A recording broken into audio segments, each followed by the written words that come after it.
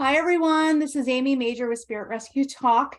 I have an amazing guest, Chris Allaun, who is actually here to give us a lot of great information about psychopomp, also a lot of information about being a pagan, writing his books, all the history, all the teaching work that he does. But I'm going to let you really kind of get all the information from him to find out some history. So we're going to introduce him now and see all the great things about him. Hi, Chris. How you doing? Hi, how are you? I'm good. It's tired. It's been a long day, I know. but I'm so excited to be here with you. Can you tell us a little bit of information about you, about your history, as far as how you got to where you are today? Yeah, I started back in 1992 when I was 17 years old, and I found um witchcraft and magic and things like that. Um, but actually, before that, I mean, that's my official spirituality, the beginning. So my family has always seen ghosts and always been aware of spirits and things like that. And my mother s- still has psychic dreams and things like Mhm. that, and things like that. And so um, it's always been kind of around us. And I don't want to say, in the pagan community, you always hear these stories about, oh, my family's uh a family of witches and things like that. That was not my family. My family is very Christian, very religious, but we just believe in ghosts. And I've been doing some research, and um, anytime you're in a rural setting, because I'm from a very small town outside of Houston, and we lived in the boonies, like way deep in the country. And you always have this mixture of Christianity and ghosts or fairies or goblins or whatever. And so I've always had um, that idea, those energies in mind. And then I found witchcraft and paganism. And then, I got deeper into that spirituality, and I became an ordained minister with the Queer Pagan Church here in Chicago. I'm also part Cherokee, and so I've worked a lot with the Native American community out here, with the Lakota and the Apache and things like that. And one thing, I'm one of some people. I'm a learner. I'm a researcher. I'm a studier, and so um, one of my teachers, my very first teachers, was just like, you have a strong affinity with the dead, so why don't you focus on that for a while? And me, I'm like, I want to focus on herbs and things like that. And they're like, not so much you, which is true, because I would just like call up the dead, and I would read these long, drawn out ceremonies. And I'm like, I don't need to do that. I just call to them and they're here. It's kind of that easy. Mhm. And the thing is that I could always feel spirits my whole life. I've never not felt them, their presence. And to be honest, I don't know what would happen if I didn't, because I think it would be like not having a heart, not having eyes, and it wasn't until I got trained in energy work, energy healing, Reiki, advanced witchcraft and paganism, things like that, to where I learned how to see spirits. And the thing I've learned by happy accident is that they they teach us in paganism that if you want to really learn to work with the dead, you have to begin with your own ancestors first.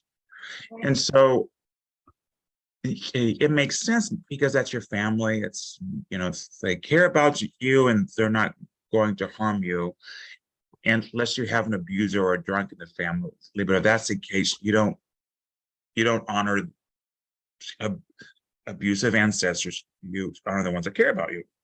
Hmm. So when I have an ancestor shrine, and every day you light the candle and you pray for them and you talk to them and you send them healing energy.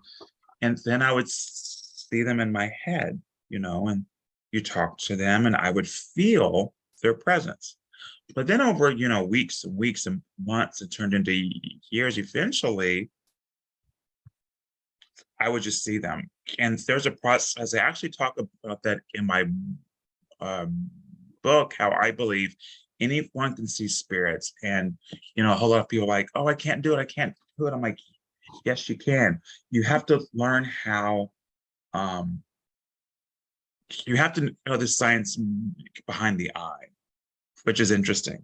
And you of all people, I think you're get a kick of this because you see the spirits, right? Oh yeah. So how the eye works, a lot of people think you see out, you don't, you see in, right? So the light reflects on something, goes to the inside of the eye, the cornea. Mm-hmm. Your brain interprets those light particles, and your consciousness makes sense of it. So when you see apple, it's like your brain goes, that's an apple, right? Right. That's also why if you've never seen something before, your brain has a hard time understanding what it is.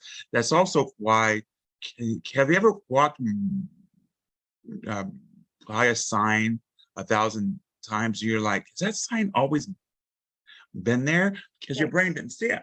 So, but anyway, how I discovered we see the spirits is that we're sensing the energy. And if you visualize it in your head, you're like, oh, this is a spirit I feel or I sense that is an older man, probably 60s or 70s. I feel they look like this. Your brain goes, oh, okay, I see a picture. And then it projects it onto that energy. Right. It's just a medical, it's a metaphysical way of seeing. So instead of the physical light, you're doing that with spiritual presence and energy. So, but anyway, that was a tangent, but but anyway, but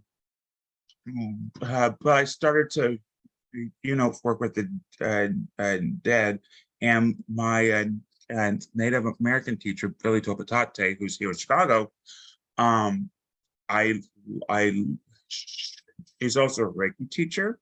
So I took like Native American classes with her and Lakota and Vision Quests and Sacred Pipe Ceremony, whatever. And then she also taught me Tibetan poet. And if you know what Tibetan poet is, it's basically energy healing at the point of death, to where you when a person is dying, you send energy to their crown and to their heart, so that at their spirit doesn't leave through the chakras, because it's believed if your spirit leaves in one of yours, a 6 lower chakras, karma attaches it to it, and you have to work that out the next life. So if it leaves from a chakra, then you're building karma? Yeah. Karma associated with that chakra, or just any kind of karma at all? I'm glad you asked that. Karma Okay. associated with that chakra. So, for example, if you don't go through the crown, because we know the crown is associated with like enlightenment, Right. the cosmos, and the divine, the higher self, things like that, it will go out of the chakra it needs to learn from. So there's this instinctual thing where your spirit is like, oh, I never learned to truly have compassion. You leave through the heart. I never really learned who I am. You lead through the solar plexus. I've worked my whole life and never had any fun. You lead through the navel chakra. You want to prevent that. So you send energy to the heart and the crown. And the heart, because, some people say that's the seat of the spirit, things like that. Plus, you want to give the spirit compassion, and it leads to the heart or the crown. The interesting thing is,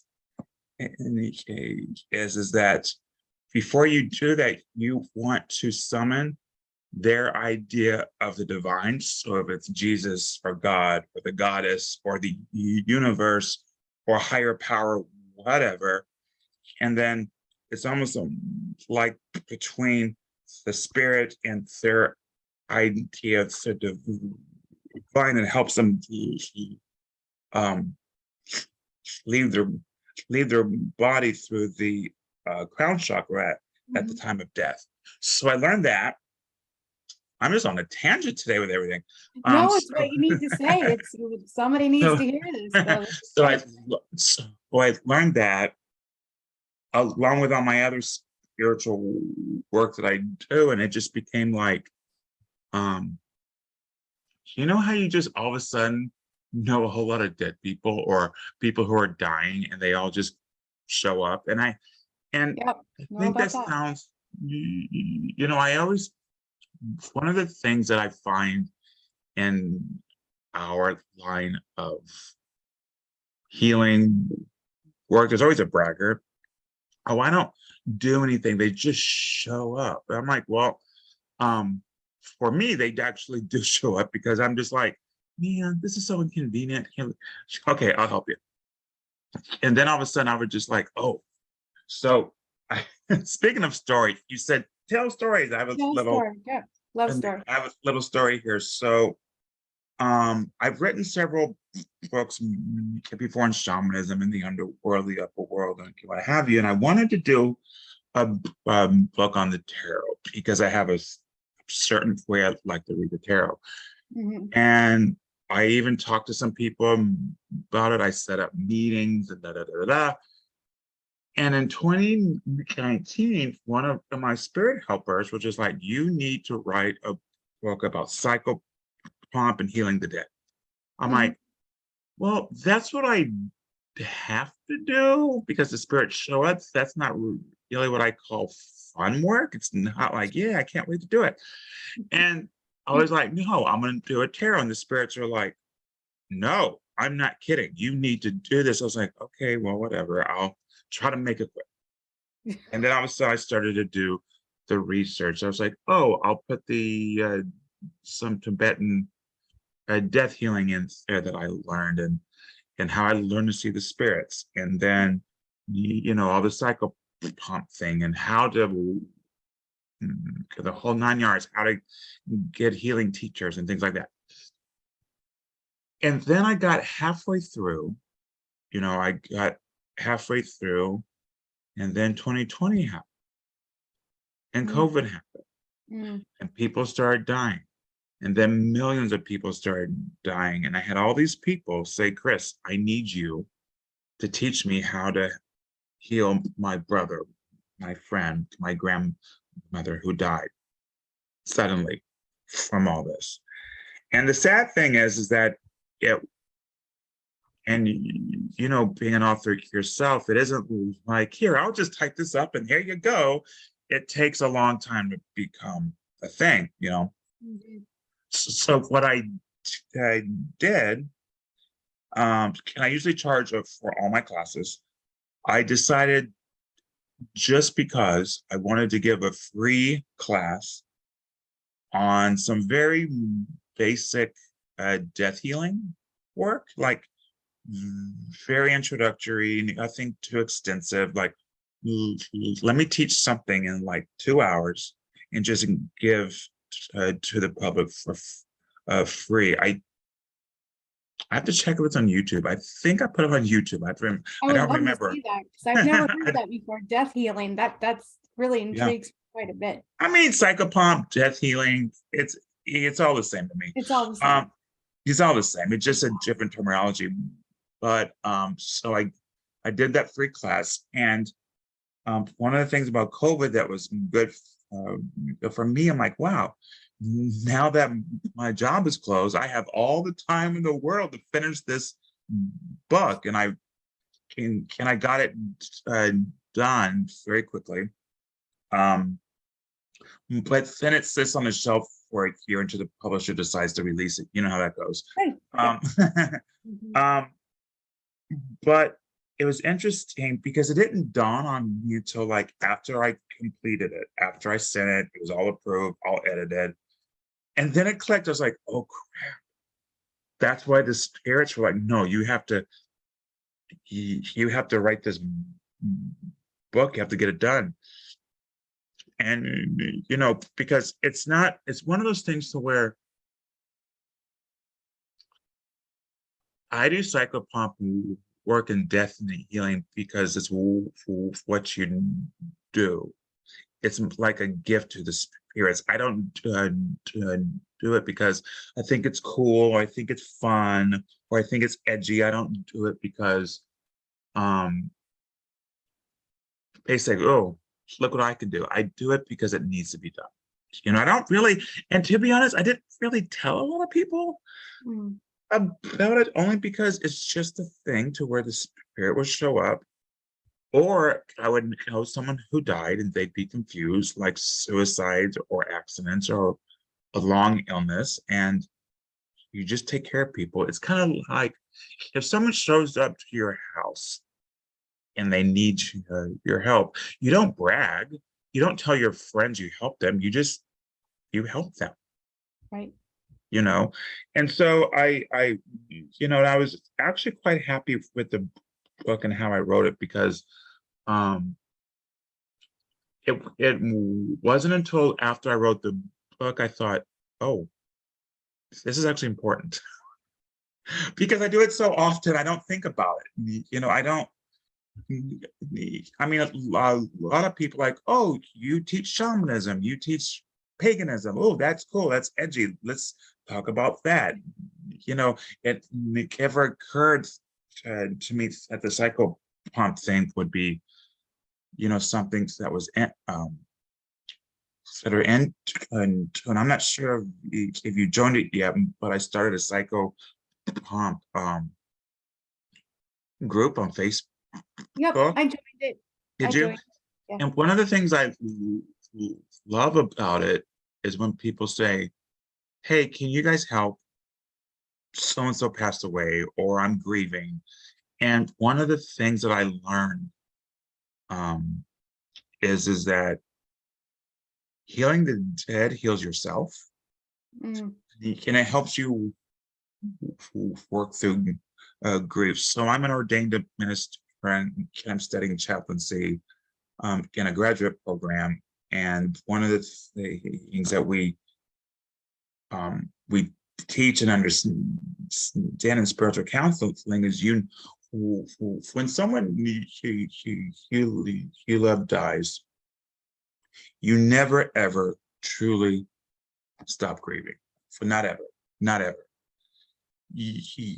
What happens is you learn to incorporate that grief in your everyday life, so it's still there, but it isn't like hitting you over the head all the time. However, sometimes it comes back and forth, but when you're healing, especially a loved one, it helps you work through that grief. It helps you work through. Oh, it looks like I may have lost you. I'm going to pause the recording. It doesn't. There you go. Okay. But anyway, so, but when we are healing our loved ones, it helps us process grief, because in the one of the things about the POA technique that I teach in the book is that energy can go back in the fucking go back and forth in time. Mhm. So say your grandfather died 20 years ago, you can Mhm. send healing energy mm, back at the moment of his transition. Awesome. Right.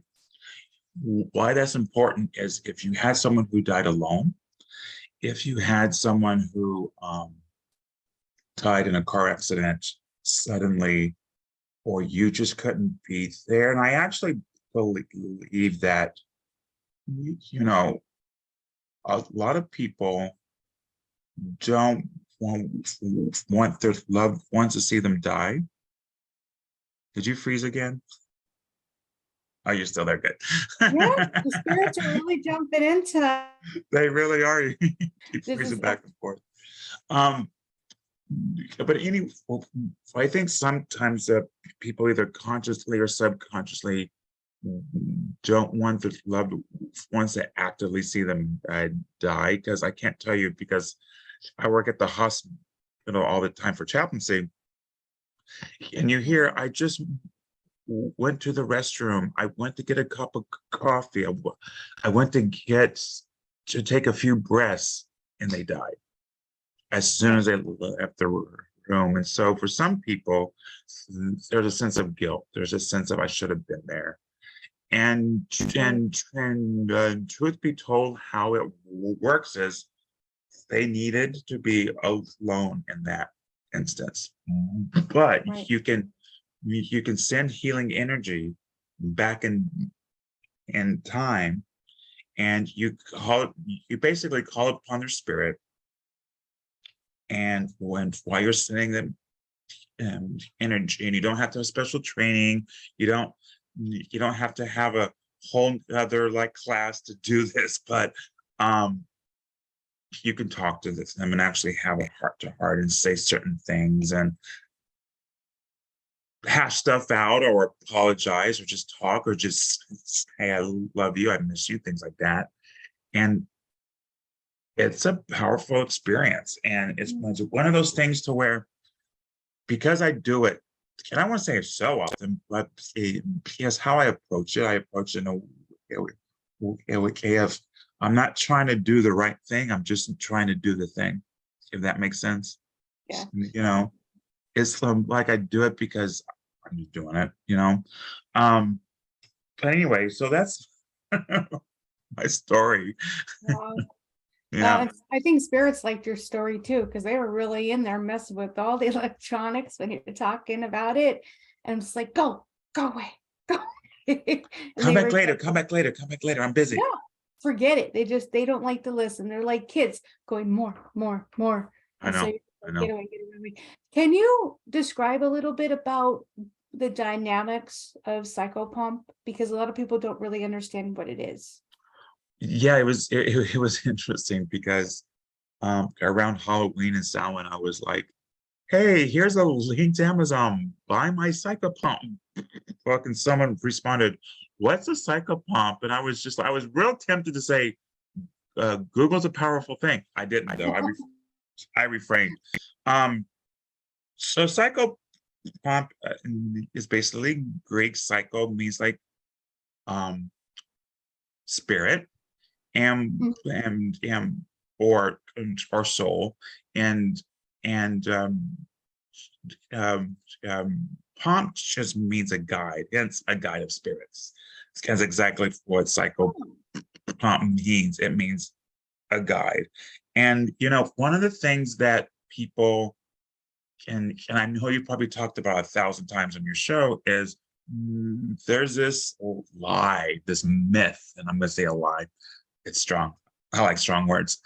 That when you when you die, the angels come and you know all things and you're one with Jesus and everything's great. And right, that's the end. They're in they're in a better place. right. The reality is you just don't have a body anymore. Mm-hmm. You're the exact same consciousness person. If you were a hateful person, you're a hateful spirit. If you were, if you're a funny person, you're still a funny spirit, you know. Um, and you know, when I think people have a hard time accepting that when there's tragedy, confusion, unfinished business, or some other purpose, say that we like to tell ourselves pretty stories. They're in a better place. No, sometimes they're confused and they're pissed off, or they're lost, or um, drug addiction, Mhm. um, um, and I don't want to say trapped. Trapped isn't a good word. They don't either. For some reason that's a personal to them, they just haven't moved on. And I think sometimes, and you also have to remember, time is skewed as a spirit. You Mhm. know, we're not uh, we're governed by time. So a lot of times they don't even know how long they've been dead. I've had spirits all the time who are dressed from the 60s, like, oh, it's been a week. I'm like, it's been 60 years, honey. Yeah. You know, um, but our job is to help them find their way, and there's 1,000 ways to do it. And you know how I do it, and I explain it all in the book, and in great detail. But I I call my ancestors. Through them, I call mm, the ancestors of that spirit. And then we have like what I call like a spiritual counseling session. Yep. It isn't like, you're not supposed to be here. Hit the door. It's like, okay, I explain the situation. Or I have their ancestors explain the situation. Right. And it's a place of kindness. It's a place of, I'm not trying to force you. If you really don't want to go, I'm not going to make you go. I think you should. And here's all the reasons why. You know, and then I surround them with the energy of compassion, warmth, love, and just help them understand it's we have to take the next journey. Then Mhm. I open up a door or a portal, whatever you want to say, and I take them into the afterlife. And at that point, part of the reason I call to their ancestors is because I only take them there. That's it. It's so they're received by their ancestors and their friends and things, and it's almost like a handoff. Like, here, let me place you into the arms of your family, loved ones, you know, and then I close the portals and things like that. And it's a little more complicated than that, but that's it in a a nutshell. And I think when you're around death a lot, and those of us who do this type of work, I don't want to say we have a fascination of death. It's kind of like, I'm like, oh yay, I'm so glad. It's a I'm around it. I'm not scared of it. I don't cry. It's like when someone goes, oh, so and so died. I'm like, oh, aren't you sad? No. Mhm. It's like they're on a really long vacation though. And I'll miss them, but Right. that's you know, um, and the other thing I want to say about psychopomp stuff is I don't think you have to have a strong calling or a spiritual calling to perform it and do it. I think it's a tool that we all should have. It's Right. kind of like 200 years ago, if you lived on the farm and someone was pregnant, you had to help deliver that child. You didn't call an ambulance, you didn't call anybody, you had to figure it out. Right. So taking that exact same thing, and it was your friends and family. So, so taking that same concept, but at the point of transition, it's your responsibility to help your loved ones cross over. Well, I do have a statement on that. That's very common for the work I do for rescue mediumship as well. And I will tell you a question that I get asked a lot by a lot of spiritual people. I'm going to ask you the same question. Okay. And they said, you know, when spirits are in limbo, when they're in that transitionary state where they haven't crossed over all the way, they ask me, all these spiritual people here in the physical plane, and they say, why do you get involved? Why do you step in? Don't you think the other side has this covered? Don't you think God knows what he's doing?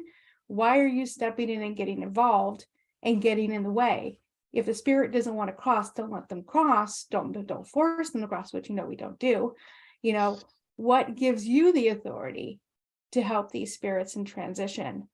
So I know how I would answer that, but I'd like to know what your personal opinion. So for me, it isn't an authority per se. It's just your, I hate to say job, but it's kind of your job.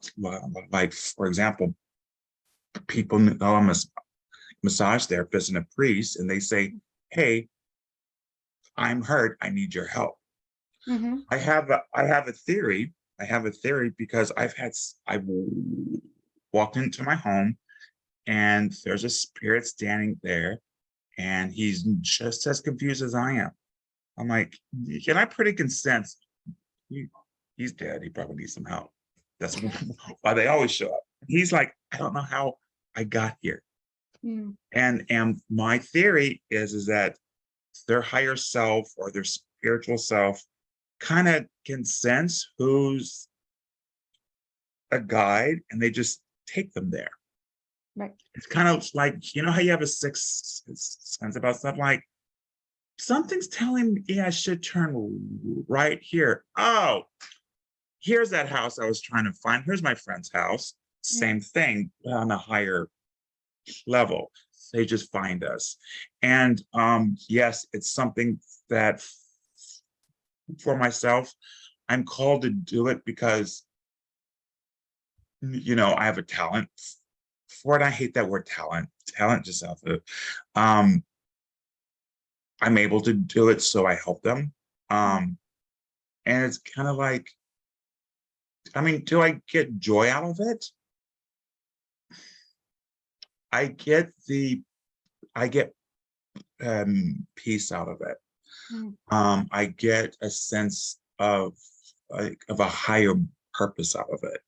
I don't get joy per se because what happens is for me, I'm very empathic, and so I really connect to their grief, their confusion, and I get it. And I think to be a good priest, a healer, or spiritual being, you have to be empathic and connect that way. And sometimes it isn't joyful. Sometimes you're like, I'm confused, but I'm going to cross over it anyway. I do get a sense of, wow, I fulfilled a higher spiritual purpose, you know. And the reason I say joy, because, you know, in the pagan community, there's a whole lot of people who do things for shock value, who do things because it's cool, it's edgy, and you know, and people who know me, that's just not my thing. I find is going to sound so bad. I find that people who need that shock value or who need that interesting coolness need to go deeper within and figure out why they need that. Because for us, just like I said, I didn't tell people I did it. I didn't think I needed to, you know. It wasn't until I wrote the book that people are like, oh, that makes perfect sense. Yeah. You know, so Chris knows how to, you know, how to do it. So, but what's your reasoning? Well, it's a long reason, but for the most part, you have to look at spirits on a vibrational frequency, consciousness, awareness. Their guides, their angels, their family, their ancestors are all there standing by waiting to be of assistance. But it doesn't necessarily mean that the spirit's going to be receptive to that help that's there. These guides, these angels, they're around, but do we see our guides and what we do? But do the average people see their guides, their angels, their family on the other side? No, No, they're not receptive to them because of the different frequency, a different plane of existence. And these earthbound spirits are on the lower plane of the astral world, so they're not able to be seen as right. much as they like to. They're more existing in that element of their death, their pain, their suffering, whatever is keeping them in an earthbound status. So they're focusing on it's like they're focused on just that one thing, and they can't see anything else around them. But us here in the physical world, we're on the same level as earthbound spirits. We're able to adjust our vibrational frequency just a little bit up, just a little bit down. We have a closer vision, a line of sight for these earthbound spirits to see us. So we are now the interim, the advisors, the mediators between the earthbound spirit and their guides and angels on the other side. Our job as rescue mediums or psychopomp is to help adjust the reality, perception, and consciousness of that earthbound spirit to elevate their vibrational frequency just so slightly, so they're able to see their guides, able to see their ancestors, they're able to see the white light that's waiting to transition them home. They're all on a level where they're not able to see it. So we're here to sort of be their guides when we're the only ones they can see. So I like that explanation a lot. What we teach in shamanism is that we train ourselves to be in between the worlds. And so we're same thing. What you said is a different terminology. In shamanism, right. we say, I'm human, but we train ourselves to, at the same time, be in the other world, in the astral and things like that. Part of the reason we're able to guide the dead is exactly what you said, is we're human. The other thing is that I don't think people really understand God. And I know that it's going to upset people. I know God is like, well, I'm a biblical scholar, and I can tell you, I know God. I know the Christian aspect of God, and God really doesn't concern himself with things like that. He doesn't. If you read in the Bible, and I'm not Christian, I just had to really study the Bible. He sends his angels to do stuff. And he only does it for life-changing events. Only. He doesn't do it for day-to-day stuff. So it makes sense that yes, we pray.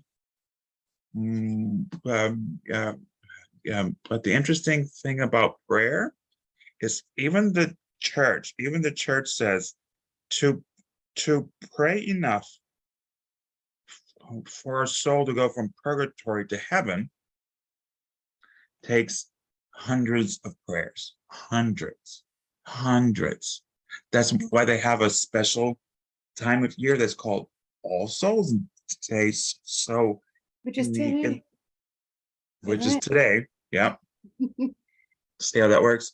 But anyway, I'm gonna have some fun. I'm making all this like Christian like beat down my door, but I don't care. It's true. But for us, the other thing though too, we have a life force, and we're able to, just like you said, adjust our perception. I like the word energy. We're able to adjust their energy, or our energy, in such a way that we can attract them, contact them, work with them, speak with them, and then adjust our energy to like open up the doors, open up the portals, call their ancestors and stuff. And that takes practice. I do think anyone can do it. It's kind of like, I think that anyone can play the piano, but there are some of us who only have to practice a little, and then there's the rest of us who have to practice a lot. I'm one of those people who I have to practice a lot at the piano. I just do. But we all can do it. I had a teacher who used to say this is an old school way of teaching energy work is you're either active or receptive. Active is one of those people who can raise energy, heal, send energy, conjure, make change, call the weather, call the spirits. Receptive is where you can see, you can intuit, you're empathic, you can see spirits. You're able to really see the past, present, future, be that psychic. I was always taught that you can only do one or the other because if you try to do both, it cancels each other out. That is incorrect. How I know is because I will say, I think we all have our go-tos. I can raise energy, like I can send it out, I can heal. So I practiced a lot to really be that psychic, see the past, see the present, see the future, and all those things to where I practice so often, so much that if I do a reading for someone, I have to be very careful that I don't go too far, too deep, too fast. But my whole point with that story is that anyone can do this work. Anyone can do it. And if you're one of those people, I can't see energy, I can't feel, or I have a hard time visualizing, you can do it. It takes practice and you have to be diligent. You have to do it every day, but anyone can do it, you know? Yeah, and you can't be impatient wanting it now, now, now. It's Oh, that time. was me, 100%. I think that was a lot of us in the very beginning. And Yeah. I'd always relate new students in the metaphysical to new vampires, where they're just absorbing everything and they're just like, now I want it, I want to feed, I want to feed. And just like over time, they become more patient, more understanding. They realize Yeah. they process the information. And that's when I could tell if they're a newbie or someone who's been doing it for a while, depending on how much and how fast they want it. Like they got to feed off of it. So it takes patience, it takes understanding, it takes dedication to be able to help those where it's not serving you, it's serving them. It does take an older soul to be able to understand that concept. Yes, I believe everybody can do it, but I'm also a firm believer that not everybody should do it. They have to get to a certain level of consciousness to be able to say, I want to be able to help someone, rather than just Yeah. I think with all things, you have to ask yourself, why do you want to do it? Just like I said, are you doing it because you feel like it's the right thing to do, or because you're called to do it, or because sometimes you do things just because it needs to get done. Even that, I think if you're that type of person, it's like, well, I wouldn't say it's my go-to. Someone needs to do it, and I'm gonna step up. So that in itself means you're an older soul. Right. Simply because you're like, man, okay, I'll do it. You know, because a lot of people, I mean, look at our society. That's not the everyday person. It just isn't. I want to say that's okay. It's their path. It annoys me just a little bit. I'm like, come on, people. We're here to learn, to heal, to help each other. Chop chop. Let's do it. But that's just me. I was gonna say something else and I forgot. I do that all the time. I think we had a really great conversation, and I know a lot of people are going to be reaching out to you. How can they find you? Can they find you on the internet here, Facebook? So they can find me on Facebook, book, Instagram, Twitter. I don't really check Twitter every day. I do check Instagram every day. I check Facebook every day. And yeah, and I love to talk about, my favorite thing is I like hearing stories about people, and even if it isn't a psychopomp story per se, if it's like, oh, I had a dream of my friend who died. Mhm. I love hearing those stories. That's my favorite. And I'm happy to help people if they have cool questions about the book, which I have right here. Yay. If someone's like, hey, I read your book, but in chapter 4, I was a little confused about how to do something, I'm happy to help. I'm always happy to help. That's one of the fun things about being an author is like helping people on their journey. So I enjoy that a lot too. So, and can you hold your book up again so people can see Yeah. it? And it's called A Guide of Spirits, and it's a psychopumps Ah, I manual. know it's invisible.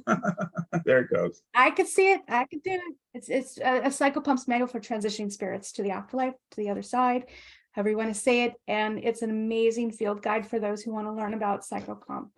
And so I want to thank you, Chris, for coming on the show. And sorry for all the spirit activity that was going on. But That was kind of interesting though. I was okay with it. yeah, it happens.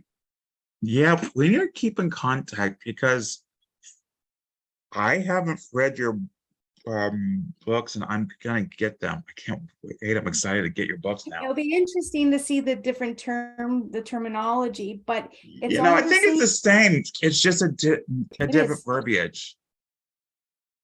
Yeah. You know, And I'm very scientific with the way that I talk, you know, I love it. and I always talk about energy and consciousness and vibration, but I'm definitely gonna take a look at your book a little bit more, definitely refer to those who want to learn more about psychopomp and you know, paganism. And I think you've been a really great reference. So I want to thank you for coming on and sharing your wisdom Thank and knowledge you. with us. Thank you. And thank you for everyone for joining us today. And hopefully we'll see you soon. Bye.